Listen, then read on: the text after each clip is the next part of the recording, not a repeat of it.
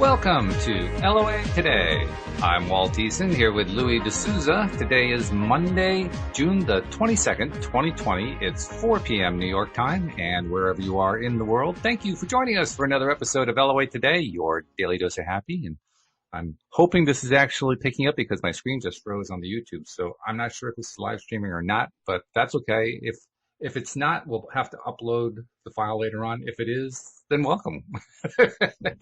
We just don't really know for sure. But in the meantime, I have a little sad news to pass along. My sister-in-law, Uohna, has decided that she needs to be devoting her time that she would normally devote to doing this particular show with us to other pursuits. She did have a death in the family that has kind of colored her thinking a bit too. But we obviously wish her well. I do know what one of those pursuits is. She is in the process of researching to write a book, which she was telling us about. And I know that's going to be a big part of what she does going forward. But she actually has now tied a record with Joel Elston for having come onto the show and left the show twice. This is one of those dubious records. But that's all right. You know, that happens. Co-hosts have come and gone. This is not an unusual thing. And like I said, we wish her well. And Louis, I mean, you're going to have to step up your game now because you were able to take a break 2/3 of the time. Now you got to actually talk more. I don't know. Can you handle it? I don't know. I was getting used to having somebody else challenge me and talk about different subjects, etc. I was really enjoying it. Yeah. Any listener who's up to the challenge? Yeah. Well, that's actually a great point because you hold the record for being the only listener who came up and said, "I want to be on the show," and you did. Yeah, I'm really surprised others haven't. But yeah, no. But it was not entirely supposed true. To be. Josie actually came on one time because she wanted to read some of her poetry to us, so that was kind of an exception to that rule. But nobody's wanted to come on as a regular, every week to do the show. And quite honestly, it's not difficult to understand proposition because, I mean, there's a time commitment involved and you're kind of putting yourself out there into the world and you have to kind of be something of an expert in order to do a podcast like this. So, and that can be challenging. I don't care how far you've advanced, it's a bit of a challenge. I remember what it was like when I first started the podcast. I felt like a fraud, to be perfectly honest. I really did feel like I was qualified to do the show because I was still learning. I think everybody who's starting a new job feels that way. Probably, yeah. That's probably true. Because we learn on the job, don't we? We certainly do, yeah. And I have learned a ton. I mean, I've repeated that mantra many times here on the show, but I'm just so grateful to all the people who have, like you, come on to do the co-hosting with me. And really, I've learned so much from you and from everybody else. So I got to thank all of you. It's been great. Yeah, we got to thank you for hosting it and having it. Oh, my pleasure. It's amazing. And Uohna was certainly on that list because I learned from her too. Both times that she was on, it's been great. It's been really good. I completely agree there. I've learned so much from Uohna about what the science community now understands and believes, and it's given me a far greater respect for the science community for where they are because I didn't realize they were that far. Yeah, right. Exactly. I was immensely impressed as to different aspects of where they're looking from now and what they're seeing. I mean, not all scientists are agreeing with these probably leading edge scientists, but, and we often label science in the confines of where they used to be, not where they necessarily are at the moment. So sure. Well, that's because that's what most of us see. When you're looking at the bleeding edge, that's not something that the newscasters talk about very much. They're talking about the stuff that's been going on for 30 years. Mm-hmm. So, yeah, we're not going to get that kind of news in most cases. But I agree with you. It's been exciting. It's been fun to hear. And some of it was not new to me because she and I had talked about this the last time that she'd been on for her course. But even now, there was still some new stuff. And it also inspired me to bring on other people from the science community. I had somebody on in early to mid-May who is a researcher at the University of Maryland into placebo and nocebo research. And she's actually in the midst of conducting a study of placebo and nocebo in regard to the COVID outbreak, which I thought, really cool. Now, of course, the unfortunate part is because she's in the middle of doing the study, she couldn't talk about the study at all. and really that's what I wanted to hear about, but I knew that she couldn't do that. But nevertheless, it was educational to hear her perspective on what's going on with placebo and nocebo, because that's clearly cutting edge as it is. I mean, this is not, it has a significant amount of scientific evidence that has been documented regarding placebo and nocebo on record, but it is not dramatically accepted across the board within the scientific and medical communities. And so it's like she is representative of their cutting edge. And she carries herself very well. She's very low key. The hardest part about that interview was that she displays no emotion. She's like the ultimate stereotypical researcher. No emotion whatsoever. Totally objective. In the IT profession, I've met a few of those guys. Yeah, well, me too. Yes, I've worked with a few. I think I actually was one at one point. But yeah, exactly. we relate. Yes, no doubt about it. But it was cool because just in the way she would talk about things, just the way she would phrase certain answers. And of course, she had to be very general about what she was saying. But you could tell, on the one hand, she's straddling a line. On the one hand, she is supportive of mainstream medicine, mainstream scientific research. On the other hand, she is very inquisitive and intuitive in the sense that she won't tell you something that she doesn't know factually with a strong backload of evidence to support it, but you could tell she thinks in a certain way. So, for instance, I was never able to get her off of beyond the idea that you can use placebo as anything but painkiller, because that's how far the research has progressed. It hasn't progressed. Oh, right. From that, But you could tell from her answer, she was always it's not a big stretch in the imagination to take it further, is it? Well, not from our perspective, no. But from a science perspective, wow, yeah. I would not have thought that. Well, it's because they have such a strong pressure within their community to document everything with evidence. You constantly are taking measurements. You're constantly documenting those measurements, and then you're looking for trends that, converge the evidence together, and that's how you draw your conclusions. And then Einstein said everything is relative, so it's really tricky. No kidding. Yeah. Yeah. So yeah, I agree. It's fun to hear what's happening, and I've already told her I want to have her back when she completes her study, because I have made no secret of the fact that I believe that COVID is largely driven by human belief, and I've played that up considerably here on the show, which is it's something that my co-host would certainly be sympathetic to, and probably our listenership. It's not something that the vast majority of people around the world are going to be sympathetic to in the midst of a pandemic, particularly. Well, it boils down to the philosophy that you create your reality, or you only create part of your reality, which is what most people believe. Yeah. Yeah. Yeah. So, more than that, though, when you're in the midst of a crisis situation where people feel like their lives are endangered, or at the very least their health is endangered, that's when, if they're not already on board with the idea that we are completely in charge with our health, that's when they're going to be really, really the most resistant. They're going to display the most resistance to anyone who suggests otherwise from what the medical mainstream establishment suggests and says this is what's really going on. I'm seeing it here in the U.S. just in terms of, I'm a big survey person. I like looking at studies and polls and so forth. And one of the polling numbers that consistently comes up, 75 to 80% of Americans are very strongly behind what the medical community says we should be doing regarding COVID. I mean, it's almost lockstep. That's not quite lockstep. 1 out of 5 is not totally on board, but that's pretty darn close. So combine that with the emotional side of it. It's no wonder that you would get pushback if you came along and said, well, this is all driven by placebo and nocebo. You get people looking at you like, well, you should be social distancing and wearing masks. I don't know what the hell you're talking about. Well, it's quite interesting because I think the British government is saying, and now this is hearsay because I don't listen to the news personally, so I won't say Boris Johnson said, but somebody said Boris Johnson said that we can't lock down the country again if this happens again. Yeah, that is a very typical conservative viewpoint that's being expressed. It's expressed here in the U.S. It's being expressed in Britain. It's being expressed in a number of different countries around the world.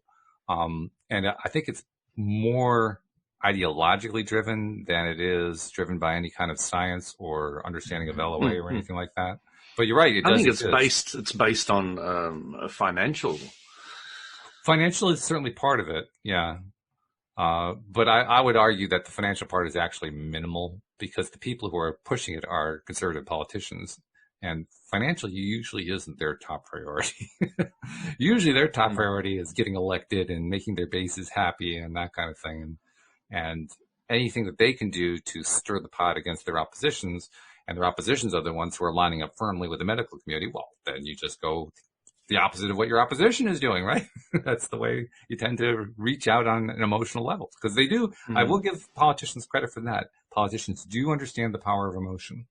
They don't always use it in a way that I would suggest that they could do better on, but they do understand it, and they're particularly effective with negative emotion. They spend a lot of time on it. They're, quite skilled at it.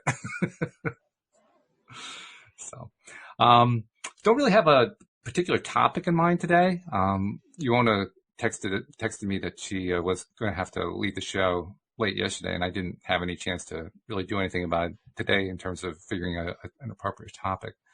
But I think kind of in general, I like the idea of exploring kind of what we're talking about here. How does what's going on and what we talk about and teach diverge?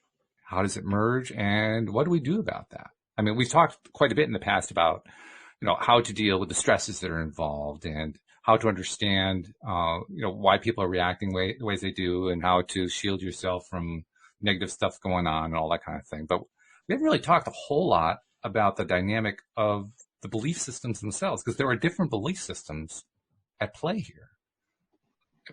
I would say dramatically different, considering where I'll call them LOA circles are at, and where mainstream global Earth, where mainstream Earth is at.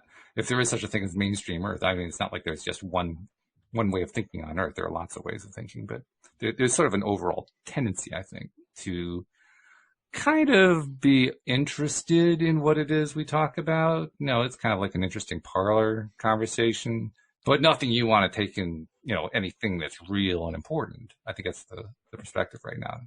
So those of us who are talking about it here on the show and who deal with it in our everyday lives. I mean, you see this question a lot on the boards on the social media. I have a family member who doesn't believe any of this.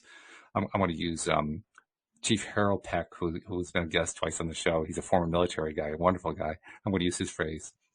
He says, I have a family member who doesn't believe any of this hippie shit. And all this hippie shit is just a waste of time, and they're becoming more and more, they're hitting me hard on it and so forth. How do I deal with that? You see that kind of question a lot on social media. So, it's one of the things that we who advocate this can have come in our faces. I can't say I get it too much, but I know others can. So, I mean, you probably don't get it much at all because you just tune most of that kind of stuff out. But on those rare occasions, Louis, where you get it, how do you deal with it? Remember, Walt, I sent that video out. I don't know if you watched it, but I know Uohna did. And the guy was talking, he goes to Google and he talks about trance something. So he talks about source energy and the power of it and how to tap into it, etc. But he made a very clear distinction. He said, you've got the woo-woo level. And I loved the woo-woo level, but it was something new concept to me. And he said, then you've got the trance source level, and then you've got the woo-woo level. Now, he just made it so clear to me, and I was blown away because, this is the first time I understood this guy who said to you, this is just hippie shit, is talking about the woo-woo level. Right. He's talking about things like sex before marriage, you'll go to hell. Okay. don't believe in hell, first of all. Sex before marriage, it was the most beautiful thing in the world that I've ever had. Now, why is it so bad? So you've got your emotions telling you one thing, you've got the doctrine telling you something else, and you just don't believe the shit. It doesn't make any sense to you. So all those kind of things fit into the woo-woo level of things that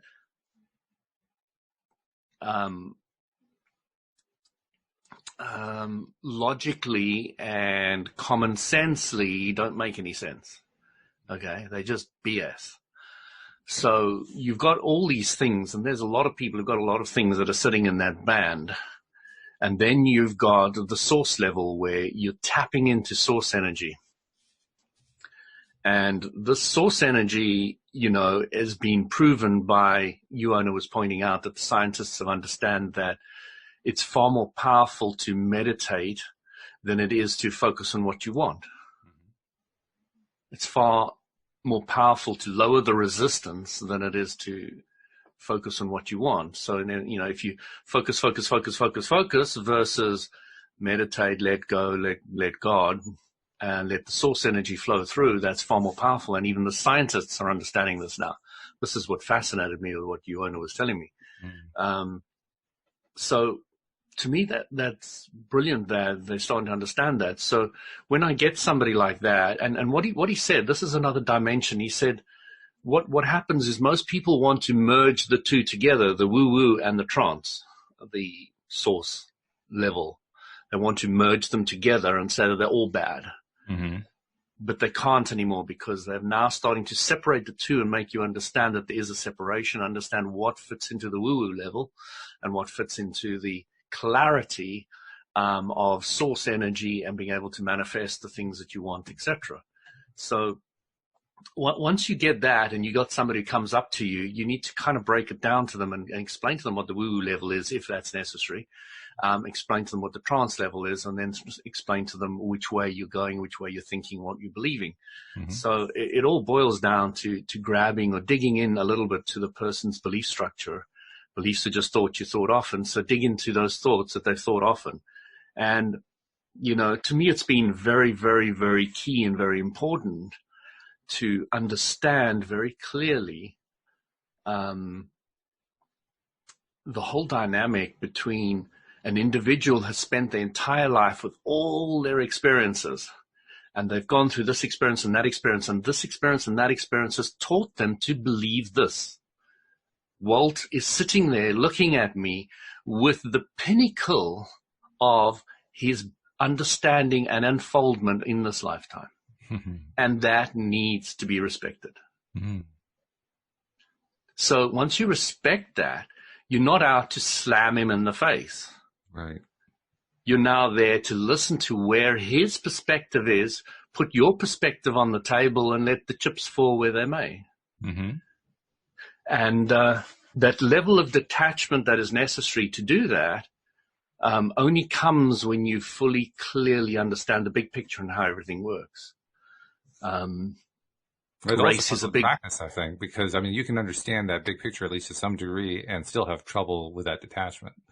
And I wouldn't even call it detachment. I would call it more like there isn't a good adjective for it, is there? It's more along the lines of being indifferent to it. It's got no charge. It's got no charge is absolutely accurate. So I was speaking to somebody the other day, and this was a fascinating conversation because there's a lot of race going on. It was a white person, and the individual was saying that, I really don't understand what this whole race thing is about. And they were getting worked up. And it was a white person. And I said to them, why are you getting worked up? There is something underlying in that is what the Black Lives Matter group is trying to get you to look at. Yeah. So it was interesting because the person sat back and said, okay. Why am I getting upset about this? What is it that's digging into me? And, because I've brought up in the middle of apartheid, etc., I've had to revisit the race aspect. I was brought up in a country where the blacks lived in one part of the town, the Indians lived in another, the coloreds lived in another, and the whites lived in another. And they each had their own schools, and it was all separate. Right. So, it was all very confusing to me, and I was never getting any very clear answers to why this all happened. The history books tell me that the British separated them, and then somebody else told me somebody else separated them. And it was a 30-year plan because each one of the different groups was in a different level and whatever. So they tried to educate them on their level and try to bring them all up to the same level after 30 years, abolish it. But yeah, the Boers continued keeping it on, and so everything happened. And then we free a prisoner and make him president. Yeah, it was all very, very interesting. It's fascinating how the whole thing worked. Right. We freed a previous terrorist Yes. and made him president. So, South Africa is a fascinating study if you want to understand the whole race thing. But it's really interesting because we need to dig down and see what it is that is affecting us. And you say it's a detachment, and I will say it's not. It comes from a clear understanding of how everybody creates their own reality, how the universe works. And then it's a level of clarity, understanding, acceptance of, this is your belief. You really want to fight for Black Lives Matter, and that's great. I'm sure you're waking some people up to look at it and all the rest of it, and it's brilliant, and I'm so glad you're doing it. I'm really, really happy that that's what you want to do. Can you just give me a second? My daughter's here. Oh dear, sure. Okay. Actually, I'll take a moment to comment on what you were just saying, because your point is a good one. I wanted to make sure people understood we weren't diminishing the role that Nelson Mandela played. Nelson was actually a tremendous character. We were just kind of noticing the irony of the fact that he was a prisoner before he became president. Yeah, he was a terrorist. He blew up things and he was put in jail. I'm summarizing. You can get greater clarity on it. The South African president at the time, whose brother was very pro abolishing this whole race thing and giving one man, one vote. And he was really confused about it and didn't understand why his brother was doing it. Then it made more and more sense to him. And then eventually he said, well, yes, I think I need to be part of the transition. And he looked around and said, who can I get to be the next president of South Africa that's black? Mm-hmm. And he chose Mandela. I don't know why or how. He had his reasons. I think there's videos on it, and I'm sure people can look up. And he went and he got this guy and he sorted everything out and he made him president, And the interesting thing about Mandela... And Mandela is just an amazing character. He's a fascinating human being. Truly fascinating. I mean, how many people would go through, I don't know how many years he was... Go through all that. Yeah, I mean, that is an island where you had to go break rocks, as like for a living, And did that for decades and came out, first of all, with no hatred for the people who had imprisoned. Exactly. And that was just so impressive. The most unbelievable thing ever. Unbelievable.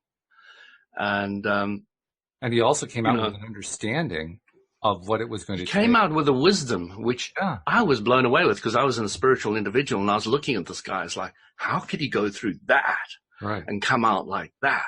Yeah. And even he was even saying to, when he was retired, etc., he was saying to the ANC that had taken over from him, he was saying, you are now doing to the whites what they were doing to us. Mm-hmm. He had so much wisdom, he could see the whole picture. And I was blown away by him. He was an amazing individual. I was particularly impressed by how firmly he held himself to that wisdom that he had attained, to the point where it actually cost him his marriage. No, absolutely. Because his wife couldn't consider that idea. She couldn't even live with that idea. She was in a different league altogether. Yeah. It just was not something that could work in her world. But he stuck to it at the risk of his marriage. I mean, that is true understanding, true wisdom. You can stick to your beliefs even when it tears your personal life apart. That's, whoa. Yeah. I tip my hat to him. That is not an easy thing to do. You know, I didn't fully understand all this at the time. It was only afterwards that I came to appreciate the magnitude and clarity of the spiritual aspect of Mandela. And, you know, he has all my respect. Oh, yeah. Yeah. Oh, you know, I know he's passed away, but what an incredible individual. Truly. And, you know, South Africa is a very complicated country. You've got every nation and nationality on the planet there. You know, you've got a huge amount of Germans, you've got a huge amount of Austrians, you've got most of Europe there in huge numbers. You've got You don't hear that Russian much. community, you've got, you know, you've got a huge everything there, and you've got Right. such diversity on levels you've never dreamt of. Yeah. And it's a huge melting pot at the end of the earth, at the end of Africa. Which is extremely ironic because that's precisely what the people who set up the whole apartheid system were trying to avoid. I mean, look at that from an LOA perspective. They were focused deeply on this idea we must keep these races separate. They must be separate. It's for the good of the country. And that devotion led to precisely the opposite of what they hoped for. You know, I have to admire the black government in doing what the whites could never do, and that is merging the schools. So there's black, Indians, coloreds, and whites all in every school everywhere, with pretty much no exceptions. And that will change the future of South Africa. That alone will change everything.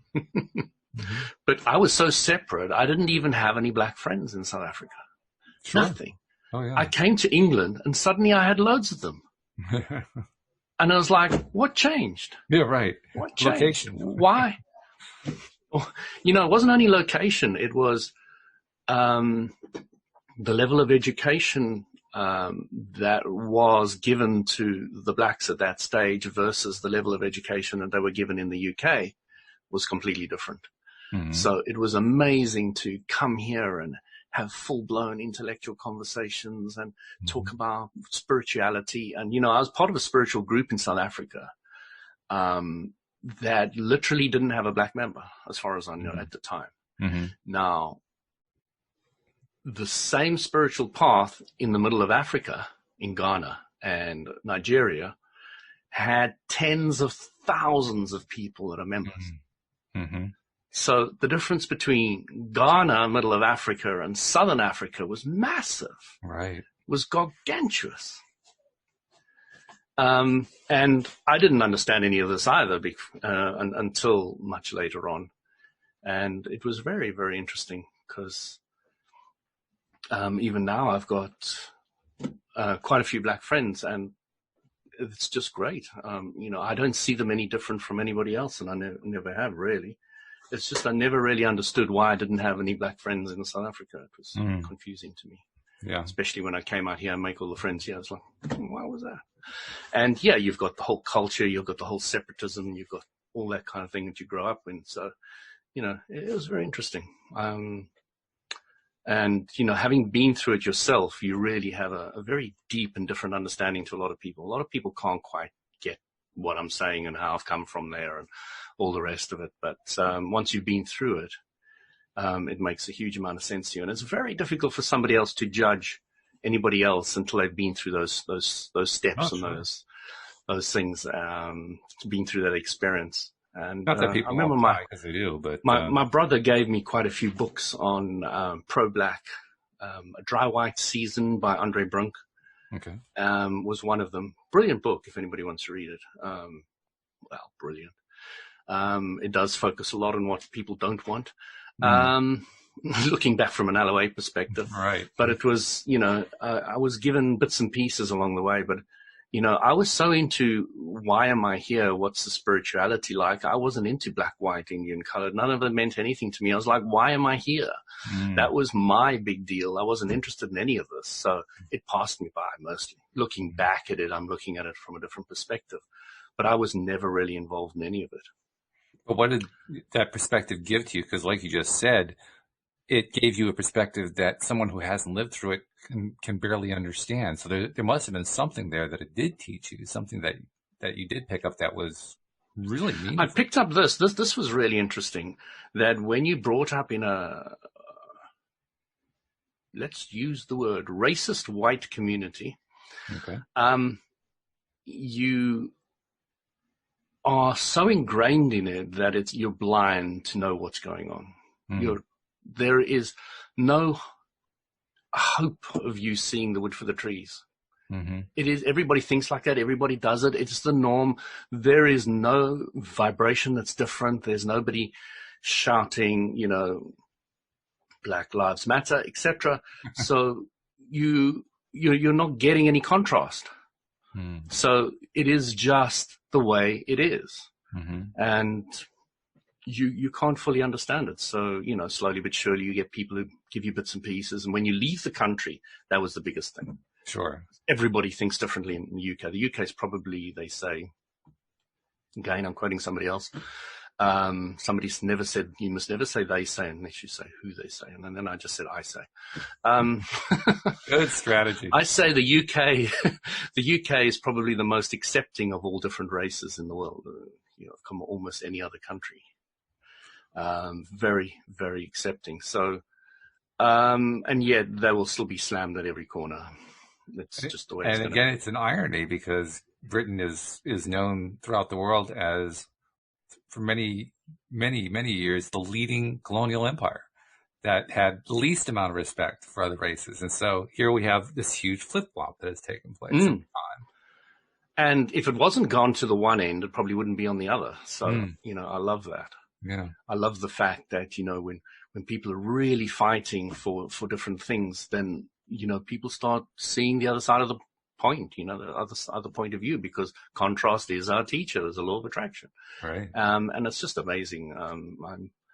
I'm very excited about what's going to come out of this whole coronavirus, racist, news things that are going on at the moment, and things are just expanding and expanding. And I can see so much more cohesion coming into all different races, people, places, respect for the planet, all different things are coming out of all this because of the contrast that we've been forced through.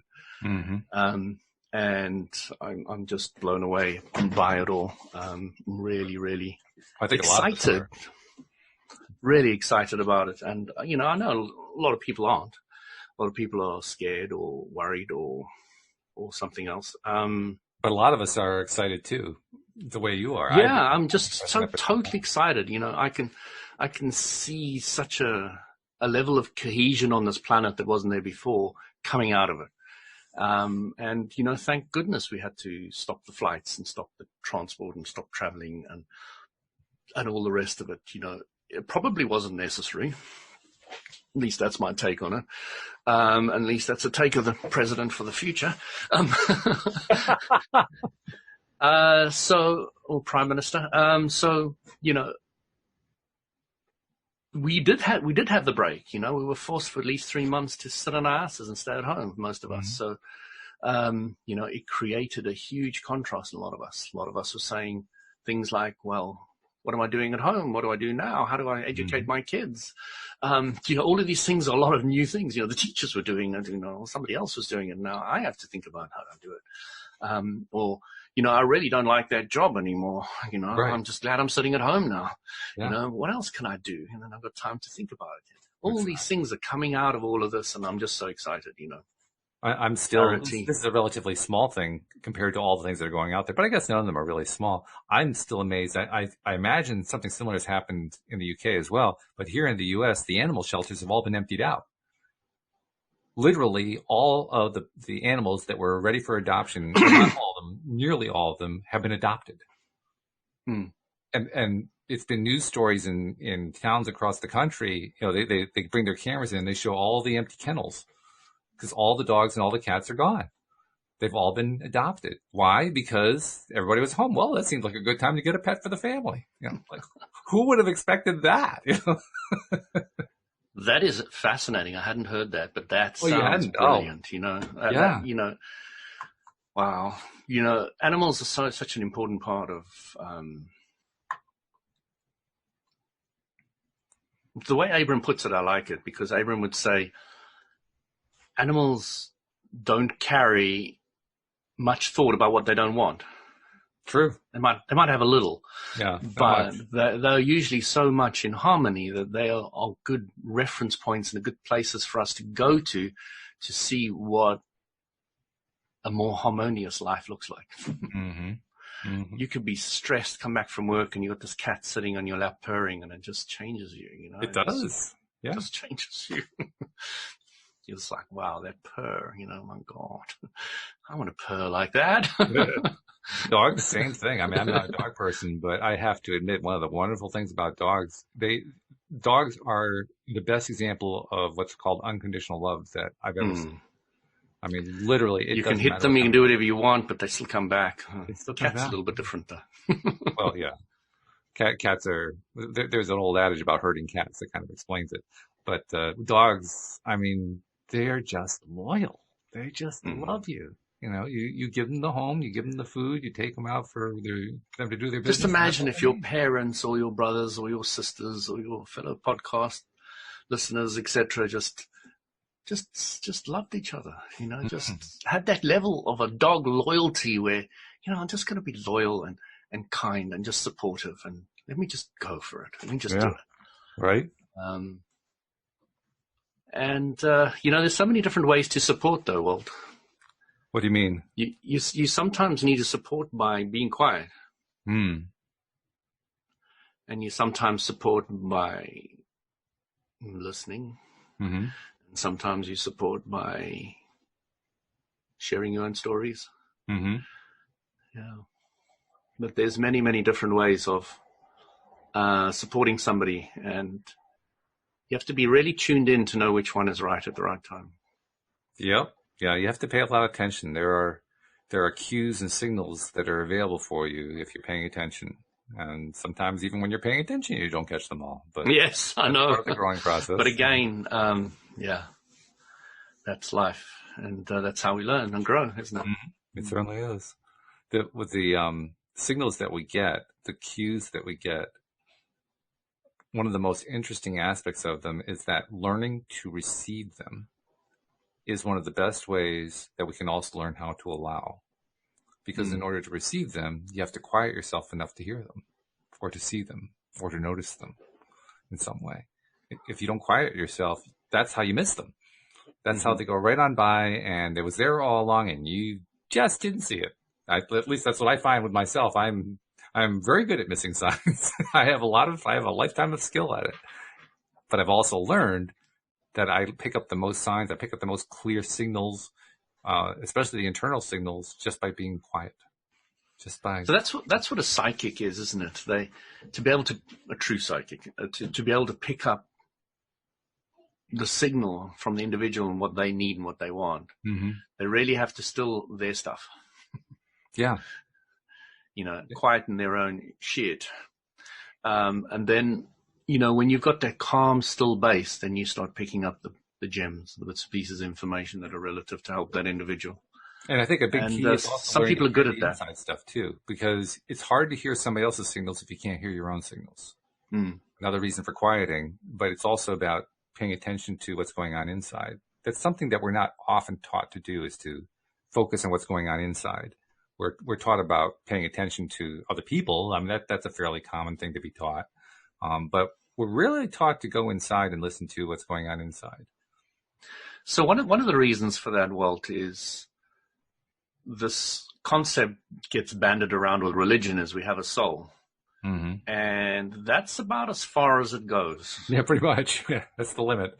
That's it. So you have this weird thing that you've never heard of, never seen, don't really believe in. And that's and it's banded around in your religion. So you kind of think maybe there is or isn't. I don't know. There's a bit of confusion with all that. And that's it. That's the level of it. So what I love about LOA and Abraham Hicks is they've now given you a very clear idea of what your inner self is, how your inner self speaks to you.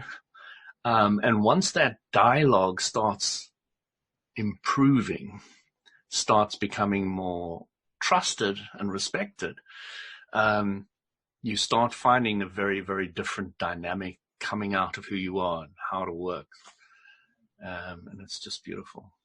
It's an interesting thing that you say there, because my experience listening to Abraham Hicks's teachings is that, yes, they did talk about that inner being connection, but when I was wanting to learn it, I actually wasn't getting any clear instruction from Abraham.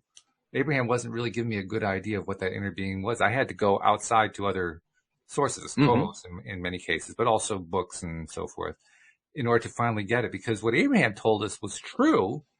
I mean, it was certainly accurate what they were saying. It just didn't give me quite clinical. Yeah, well, it is, yes. Yeah, very clinical. Very, yes. Well, that's what happens when you're in non-physical and your one emotion is to be up all the time. It's kind of hard to convey things. You just don't see the other perspective. Game over. That's right, yeah. It limits the conversation quite substantially. It does. And I think that's why they've been very successful, is because they've kept that high vibration going and not come down to roll in the negative. Yeah. It's funny, too. You can almost see it on Esther's face as she's trying to translate these blocks of thought that she's getting from Abraham to the audience. It's like she's reaching for the right translation, the right wording to match what they're saying. So what Abram's doing, Abram's got a clear idea of what they say, but now they're going into Esther's head to suck in all her lifetime of English knowledge and words, etc. And then after they've got that, then that comes out of her mouth. And that's how it works. So one guy says to him, can't you speak in Spanish? And so Abram said, no, I can't, because Esther doesn't know Spanish. Esther doesn't have that box of words and understanding. So, and I found that fascinating, because that really explained how the whole mechanism worked. Yeah, it makes it clear. There's the contrast again, a contrast that we didn't have before. Oh, she has a limitation because people, she only speaks one language, so that's what they can communicate in. It's not their limitation, it's hers, and that's she's the vessel that they're passing. Well, it's not a limitation as far as that's concerned. It can be translated later. Well, sure. But, it is explaining the dynamic of how it works. If you want me to speak in Spanish, I need to be able to talk through a Spanish person, which is understandable. But it was really fascinating, because it did give me greater clarity of how the process works. Among other things, it tells me they're not actually teaching her what to say. Well, when she's underneath it, she doesn't know anything. She has to go back and listen to them. Right.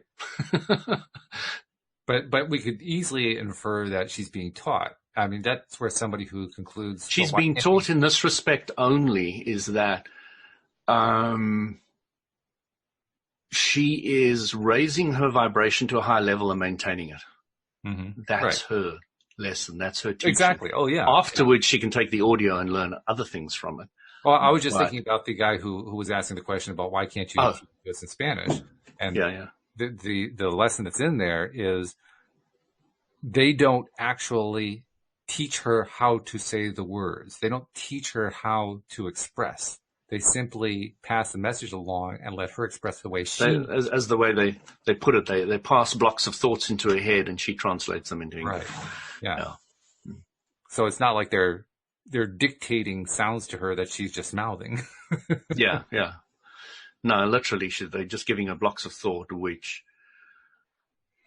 means she's pretty busy. Even with us, we take a bit of time, like I'm doing now, like, what's the right word to say? So you've got that little gap, and she has it as well. I mean, Abram through Esther has those little blocks where they're like, what's the right word? They're usually pretty damn good now.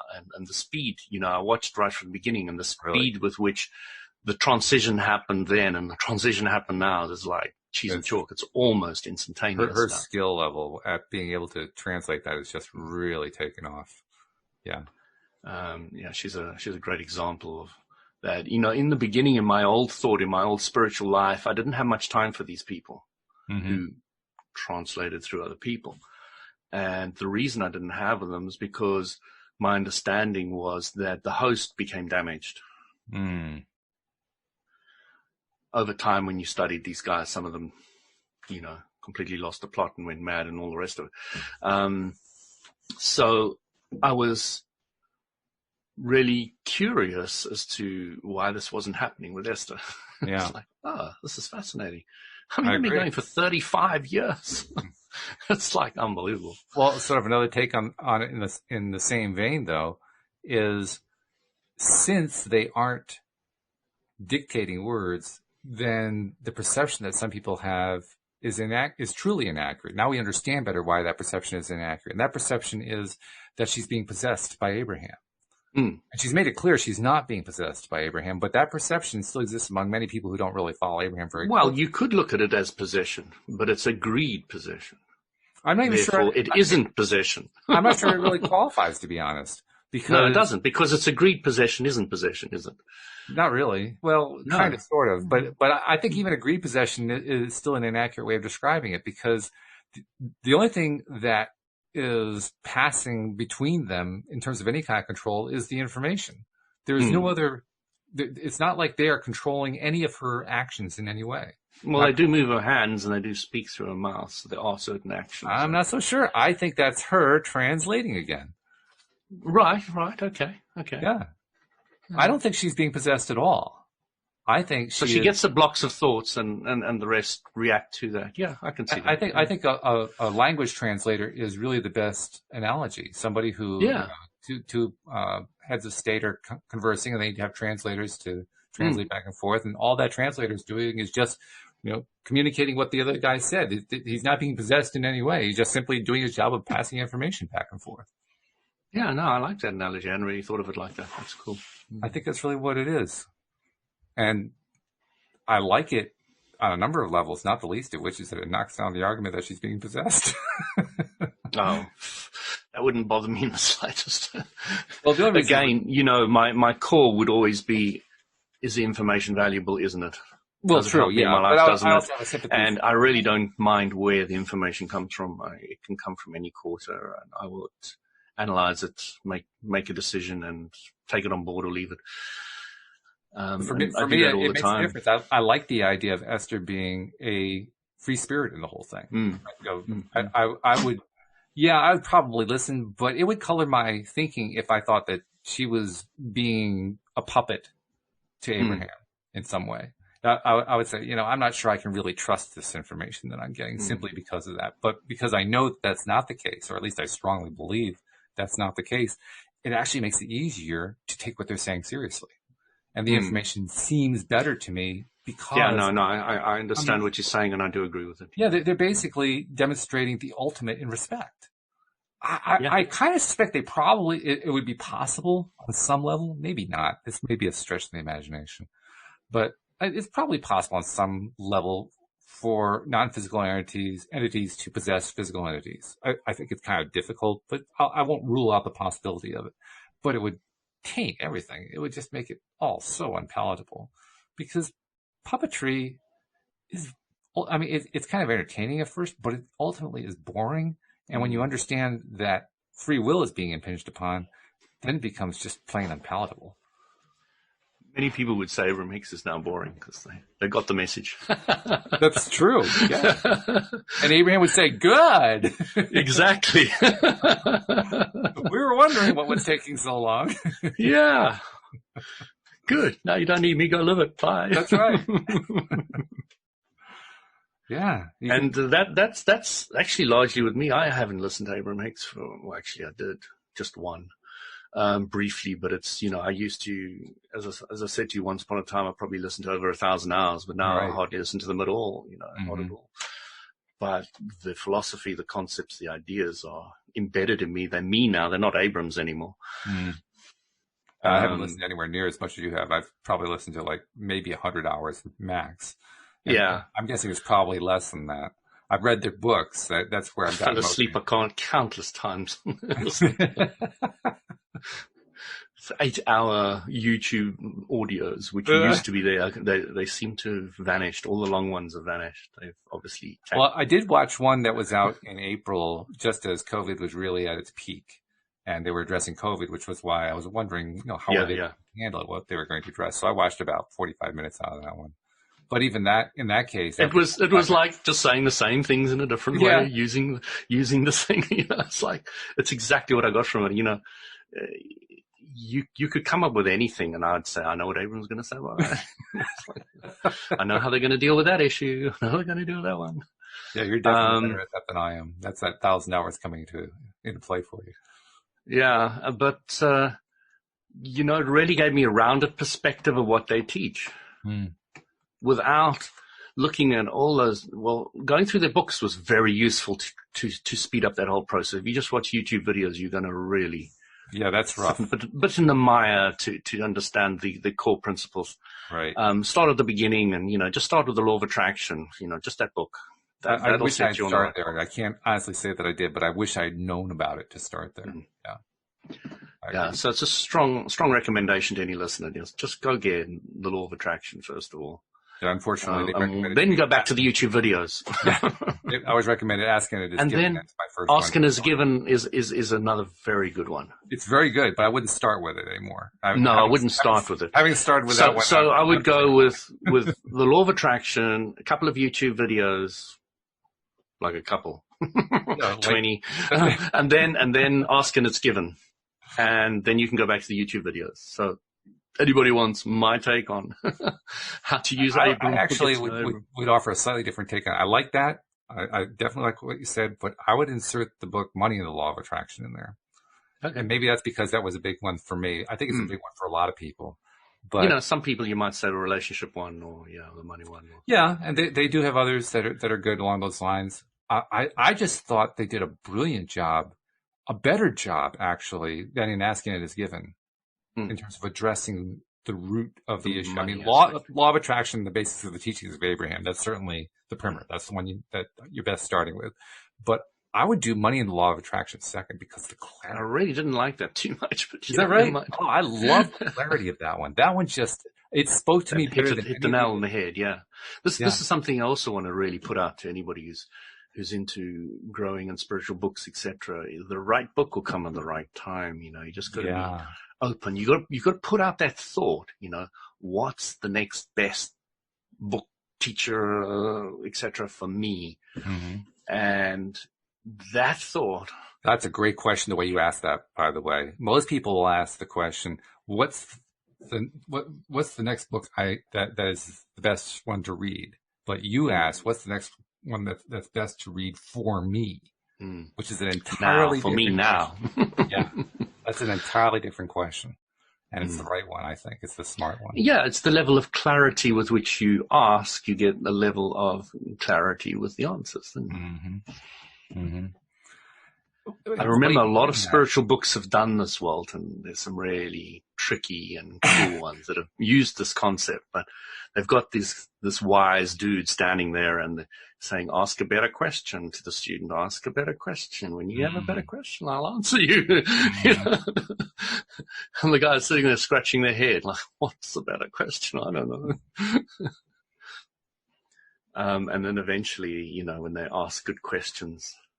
I love that one in Illusions, isn't it? Which one? Richard, how many people are in the world? Oh, yes. Me. Fantastic. I'll buy you a meal, Richard. It's excellent. I didn't realize you'd really got this far and already understood it. That's why I'm really proud of you. And 9 billion others. So, no, forget the meal.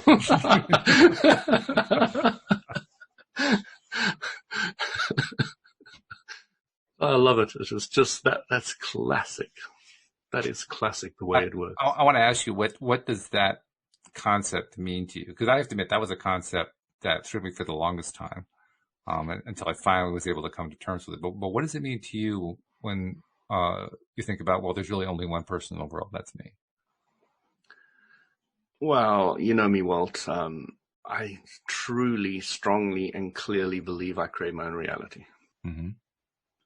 And I've proved it to myself so many times, I have no doubt in my mind about it. Mm-hmm. And I understand that everybody does the same thing. Mm-hmm. And that's all it means to me. You can create your own reality. Mm-hmm. And you can live in a world that is believing, a large portion is believing something completely different, and you can sit in this corner and have a completely different experience to the rest of the world. You can create your own world in this world. Yeah, that's a good way of saying it. I like that. Because it gets confusing, too, because in the midst of describing how there's only one person in the world, you just made reference to a whole bunch of other people, which sounds almost like a contradiction. But the clarity comes in the understanding that the world is your world. It's the world that you live in, the one that you think in, the one that you create in. Well, it's the one where I agree of who will come into it and who won't, because it's, you know, we live in an attraction-based universe, not an insertion-based universe. When you understand that, you start saying, what am I attracting? Mm-hmm. Oh, I'm attracting that. I don't want that anymore. So I will remove my focus from the media and place it on things that I love and I'm excited about. Mm-hmm. You know, I've got a woodwork shop in my garage now, which I've just created. I've just got the vice grips, and, you know, I go there and I was straightening I've got this little keyboard trolley here, and it was always a little bit skew. And all the rest of it's been bothering me. Now that I've got this table, I've gone there, straightened it perfectly, and I'm just whistling away to myself, and I'm enjoying it, and I'm having so much fun. And outside, other people are doing other things, what they want. They're allowing in what they want. I'm allowing in that. And then I take a few steps away, go to my Jaguar and polish it. And I enjoy that. And it's like, oh, it's such a beautiful car. I really enjoy it. And I'm just focusing on all these things that I love and appreciate. And somebody said to me the other day, well, don't bang or don't damage your Jaguar. You're going to become very upset. I said, if I become upset, that means the Jaguar is the reason I'm happy. And it's not. I'm happy first, and then I got the Jaguar, and I'm happy that I'm able to clean it. And I wipe on, wipe off, you know. I don't know if you ever watched Karate Kid. You might not have done it. So wax on, wax off. Wax off. Yeah, that's what I'm doing. You know, I'm thinking, hey, this is good for martial arts. I'm into Kung Fu. I've done 7 years Kung Fu. I'm training my daughter Kung Fu. So, you know, I'm just in my world. I'm living my stuff. I'm having fun. And, you know, I don't have to be involved with other people's stuff. I can limit it or I can embrace it. And I will embrace that which I want, and I will not embrace. I'm not even going to talk about that part. I'm not even going to go there. I will embrace what I want. That's it. I've realized what it was over the years that had confused me. It took me a while to figure out that whole thing. What I finally realized is that what confused me was the choice of I think what they call in English a directive. Were you talking about the world, or were you talking about your world? And what Donald Shimoda in Illusions was talking about was your world. And what I read and what other people probably think is the world. Mm-hmm. They're not the same thing. It's an important distinction. You know, Walt, there's some people that still completely believe that this world is flat. That's their world. That's right. That's their world. Exactly. And they are 100% convinced of it. Looking at your background, I'm a bit confused. I think it's round. It's all part of a plot to just confuse you. I love it. I love it. It's so cool. Hey, I wanted to make sure I put out, first of all, I have to apologize to listeners. I deliberately on Thursday and Friday told them that they were going to be able within like 24 hours to download the app. And it didn't quite work out that way. I'm still trying to figure out how to translate this app that is done into the different platforms. I'm getting closer on it, but it's like with everything else with this project, just when I think I'm right there on the edge, oh, there's just one more thing to learn. But it is coming. It's coming soon. I promise you, I'm not going to give you any more false warnings. I'm only going to tell you when it's coming out. And when it's actually ready to come out, that's when I'm going to tell you. But in the meantime, I still want people who are not yet subscribed to become subscribers, because that way at least you'll know when it's going to be out. And ultimately, it's going to be the way to listen to the podcast. But in the meantime, do it the old-fashioned way. If you don't know how to do that, just go to the homepage of the website, loatoday.net, and it will give you the little steps to take to subscribe the old-fashioned way, using, the Apple Podcast app or the Google Play app or whatever. But very, very soon we will be able to go to the LOA Today app, and that's going to be the best way to listen. Also, make sure that you tell a friend to tell a friend. We need to keep passing the word around so that more and more people can find out about your daily dose of happy here on LOA Today, 5 days a week. Because we want to keep growing this. We want more and more people to understand and learn and put into practice how this thing works. And it's so much easier when you have support. And that's what you get when you listen to the show, especially when you listen to somebody like Louis, who's got this stuff down. I mean, he's just got it. So thanks, Walt. Yeah. Thank you very much, Guy. Appreciate it. Thank you to our podcast listeners. Thank you. You have me on the board for ages. Say hello to my little one. Hello. We have a last minute Hello. guest right there. Thank you for joining our podcast for the last 30 seconds. We appreciate it. Although I know you really want to talk to Daddy. But so we'll let her get to that. But thank you, guys. Thank you very much. We'll see you all next time here on LOA Today. Goodbye. Cheers, everyone. Take care.